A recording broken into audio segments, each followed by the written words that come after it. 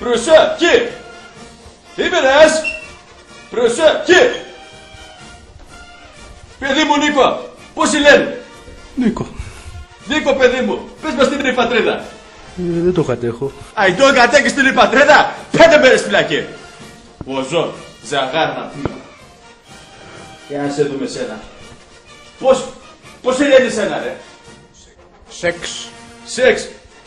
Παιδί μου σεξ. Πες μας τι είναι η πατρίδα. Είναι το σύμβολό μας. Α, μπράβο παλικάρι μου. 10 μέρες στην πετική. Όλες δικές σου να τσίπεις. Είδες εκεί ο στρατιώτης ο καλός. Για πες μας τώρα, να πούμε παιδί μου Νίκο που τ' άκουσες εδώ πέρα που έχεις την καμπάνα να δούμε σε έτσι που ξεκατάλαβες τίποτα. Για πες μου Νίκο, εσύ παιδί μου, τι είναι η πατρίδα. Η πατρίδα είναι το σύμβολο του σεξ.